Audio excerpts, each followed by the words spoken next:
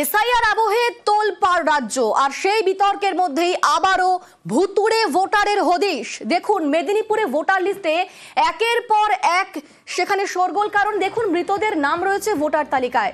আপনাদের সেই ছবি দেখাচ্ছি যেখানে একের পর এক মৃত ব্যক্তির নাম এখনো পর্যন্ত ভোটার তালিকায় রয়ে গিয়েছে, আর তা নিয়ে শোরগোল। মেদিনীপুরের একটি বুথেই 49 মৃত ভোটার, আর এ নিয়ে প্রশাসনকেই দোষারোপ করছেন মৃতদের পরিবাররা। আমাদের সঙ্গে এই মুহূর্তে শোভন রয়েছে, শোভনের সঙ্গে কথা বলবো। শোভন, এই একটা বুথে 49 মৃত ভোটার কিভাবে হতে পারে, এ নিয়ে বিএলও তার কি বক্তব্য, তিনি কি বলছেন? যেটা জানা যাচ্ছে যে বিএলও যিনি বলছেন তিনি সঠিক সময়ে যা তথ্য, অর্থাৎ যেসব ওয়ার্ডে যে মৃত ভোটারদের রয়েছে ভোটার তালিকায় তাদের যে তথ্য, ডেথ সার্টিফিকেট সহ তাদের যে তথ্য, সেগুলি তারা বিডিও অফিসে যথা সময়ে কিন্তু জমা দিয়েছেন। কিন্তু তারপরেও দেখা যাচ্ছে যে কারেন্ট যে ভোটার লিস্ট, সেই ভোটার লিস্টে কিন্তু এখনো পর্যন্ত আমরা যেটা তুলে ধরছি যে একটি বুথেই 8 নম্বর ওয়ার্ডের একটি বুথেই যেখানে 715 জন মোট ভোটার, সেখানে দেখা যাচ্ছে 49 জন ভোটারের ভোটার লিস্টের নাম রয়েছে যারা মারা গেছে অলরেডি। কেউ 7 বছর আগে, কেউ 4 বছর আগে, কেউ 5 বছর আগে মারা গেছে, কিন্তু তারপরেও তাদের নাম ভোটার তালিকা থেকে বাদ পড়েনি। আর এই নিয়ে কিন্তু যারা মৃতের পরিবার তারা কিন্তু দোষারোপ করছে প্রশাসনকেই, কারণ তারা যেটা বলছে যে এটা বিএলওর কাজ, বিএলও বাড়ি বাড়ি সার্ভে করে এবং তারা তথ্য নিয়ে যায়, কিন্তু তথ্য নিয়ে যাওয়ার পরে যেটা নাম বাদ পড়ছে না কেন তা নিয়ে কিন্তু তারাও সন্দিহান। তবে এই নিয়ে কিন্তু রাজনৈতিক দলগুলিও কিন্তু প্রশাসনের যারা দায়িত্বপ্রাপ্ত অর্থাৎ বিএলও, সেই বিএলওর ঘাড়েই দোষ চাপিয়েছেন। তারাও যেটা বক্তব্য যে বিএলও এটা সঠিক সময়ে জমা দেননি, সে কারণে হয়তো নাম বাদ পড়েনি ভোটার তালিকা থেকে, যে কারণে কিন্তু এখন মৃত ভোটারদের ভোটার লিস্টে নাম রয়ে গেছে। বেশ, ধন্যবাদ শোভন। যে নাম দেখা যাচ্ছে অমরেন্দ্র সাহা, ইনি কি এখনো জীবিত? না, জীবিত না। কত বছর আগে? 3 বছর আগে। 3 বছর আগে। তারপর কি ভোটার লিস্ট থেকে যে নাম সরানো, তার কোনো আবেদন আপনারা করেছেন? না, করেনি। আর বিএলওরাও আসেনি আপনাদের কাছে, মানে কোনো রকম কোয়ারিও হয়নি। উনি লাস্ট কবে ভোট দিয়েছিলেন? 2021 সালে। আপনার কি হয়? বাবা। আমার বাবা অজিত কুমার ঘোষ আর বিভা ঘোষ আমার মা।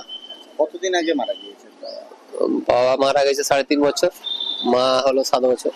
এনারা যে ভোটার লিস্টে এখনো নাম দেখা যাচ্ছে, আপনারা মানে ভোটার লিস্টে নাম করার আবেদন জানাননি?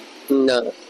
বা বিএলও কখনো এসে আপনাদের? না, কেউ আসেনি।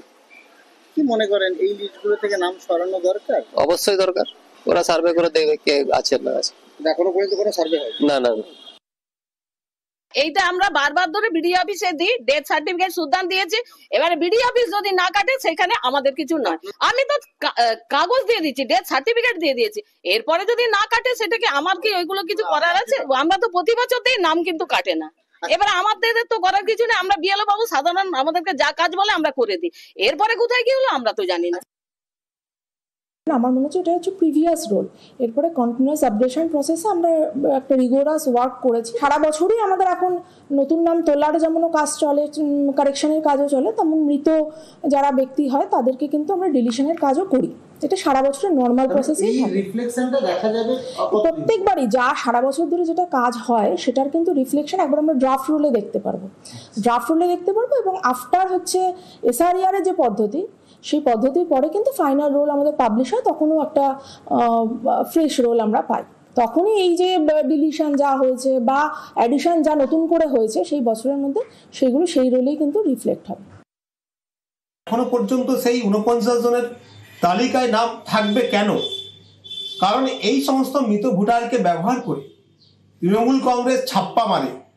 তৃণমূল কংগ্রেস এই ছাপ্পা ভোটকে সঙ্গে নিয়ে বিভিন্ন ইলেকশনে জিতে আসছে। অর্থাৎ কেন এসআইআর প্রয়োজন, কেন স্বচ্ছতা প্রয়োজন, এটা পরিষ্কার হয়ে গেছে মানুষের সামনে। অভিযোগ জানিয়েছি আমি ব্যক্তিগত স্তরে বিজেপির তরফ থেকে সম্মানীয় ডিএম এবং ইলেকশন কমিশনকে, যে একটি বুথে যদি 49 জন হয় তাহলে পশ্চিমবঙ্গের সমস্ত বুথকে এভাবে অ্যানালাইসিস করে ভুয়ো ভোটার, মৃত ভোটার, হারিয়ে যাওয়া ভোটার, মিসিং ভোটারকে চিহ্নিত করা প্রয়োজন। এটাই আমাদের এখানে বিরোধী দল যারা আছে এই রাজ্যে, তারা বাস্তবটা কেউ বোঝে না। নিয়ম হচ্ছে যখন ভোটার লিস্টের এতদিন অফলাইনে কাজ হলো, তখন প্রত্যেকটা বুথে একজন করে বুথ লেভেল এজেন্ট, যাকে আমরা BLA2 বলি, প্রত্যেকটা পার্টির তরফ থেকে দেওয়ার কথা। জিন্দেগিতে ওরা কোনোদিন BLA2 দিতে পারেনি। অর্থাৎ যখন ভোটার লিস্টের কাজ হয় কোনোদিন আমরা দেখিনি যে বিজেপির তরফে কোথাও বুথ লেভেল এজেন্ট আছে। যদি কোথাও নাম না বাদ যায় তার দায়িত্ব বিএলওর, তার দায়িত্ব ইআরওর, তার দায়িত্ব আরওর। তার সঙ্গে তৃণমূল কংগ্রেসের কোথাও কোনো সম্পর্ক নেই। ভোটার তালিকার সংযোজনের সময় আবারও ভুয়ো ভোটার। নমুনা সমীক্ষার সময় 110 ভুয়ো ভোটারের হদিশ সিইওর দফতরের আধিকারিকদের। বেনিয়মের অভিযোগ 2 সরকারি আধিকারিকের বিরুদ্ধে। আমাদের সঙ্গে রয়েছেন প্রতিনিধি সোমরাজ। অভিযোগ উঠছে 2 সরকারি আধিকারিকের বিরুদ্ধেই। তাদের নিয়ে এবার কিছু পদক্ষেপ করার কি সিদ্ধান্ত নেওয়া হয়েছে? নির্বাচন কমিশনকে চিঠি লিখলো রাজ্যের মুখ্য নির্বাচনী আধিকারিক মনোজ কুমার আগরওয়াল। চিঠি লিখলো এই কারণেই, কারণ রাজ্যের 2 সরকারি আধিকারিকের বিরুদ্ধে শাস্তিমূলক পদক্ষেপ চায় রাজ্যের মুখ্য নির্বাচনী আধিকারিকের দপ্তর, যেটা অত্যন্ত গুরুত্বপূর্ণ। ইলেকটোরাল রেজিস্ট্রেশন অফিসার বা ইআরও হিসাবে সরকারি আধিকারিকরা কাজ করেন এবং সেক্ষেত্রে দেখা গেছে যখন ভোটার তালিকা নিয়ে নমুনা সমীক্ষা করে রাজ্যের সিইও দপ্তর গত সপ্তাহে, সে সময় 110 জন ভুয়ো ভোটারের হদিশ পায় রাজ্যের সিইও দপ্তর। এবং তারপরেই পূর্ব মেদিনীপুর জেলার ময়না বিধানসভা এবং দক্ষিণ 24 পরগনা জেলার বারুইপুর বিধানসভার 2 ইলেকটোরাল রেজিস্ট্রেশন অফিসারকে ডেকে পাঠায় রাজ্যের মুখ্য নির্বাচনী আধিকারিকের দপ্তর। ডেকে পাঠিয়ে তাদের সতর্ক করা হয়েছিল, কিন্তু তারপর যখন তদন্ত শুরু করে রাজ্যের সিইও দপ্তর, তখন ধরা পড়ে যে এই 2 ইআরওর গাফিলতি রয়েছে। অর্থাৎ ভোটার তালিকায় নাম সংযোজনের সময় যে ভুয়ো ভোটার উঠেছে সেই প্রমাণ পেয়েছে রাজ্যের সিইও দপ্তর। আর সেই কারণেই এবার জাতীয় নির্বাচন কমিশনকে সরাসরি চিঠি লিখলো রাজ্যের সিইও দপ্তর। বেশ ধন্যবাদ সোমরাজ।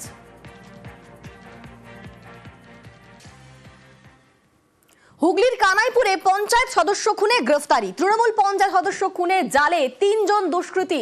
বারাসাত এবং বেলঘড়িয়া থেকে গ্রেফতার করা হয়েছে 3 জনকে। হুগলির কানাইপুরে পঞ্চায়েত সদস্য খুনে গ্রেফতার। ইতিমধ্যেই 3 জন দুষ্কৃতীকে গ্রেফতার করা হয়েছে। বারাসাত এবং বেলঘড়িয়া থেকে গ্রেফতার করা হয়েছে 3 জনকে। আমাদের সঙ্গে রানা রয়েছেন। রানা, কি খবর পাচ্ছি? আমাদের সঙ্গে রানা রয়েছে। রানা, এই বিষয়ে এখনো পর্যন্ত কি আপডেট পাচ্ছি আমরা?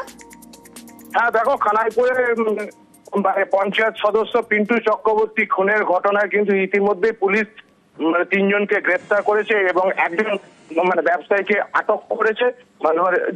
যাদের যে সমস্ত দুষ্কৃতীদের গ্রেফতার করেছে তাদের বারাসাত ও বেলঘড়িয়া থেকে নিয়ে আসা হয়েছে। সবচেয়ে চাঞ্চল্যকর তথ্য হচ্ছে যে কোন্নগরের এককালে যে সন্ত্রাস ছিল, যে ত্রাস ছিল মস্তান পাগা, তার ভাই বিশে, সেও কিন্তু গ্রেফতার হয়েছে।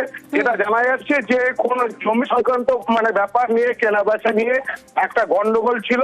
সেই গন্ডগোলের জেরে সুপারি কেলার দিয়ে। বেশ ধন্যবাদ।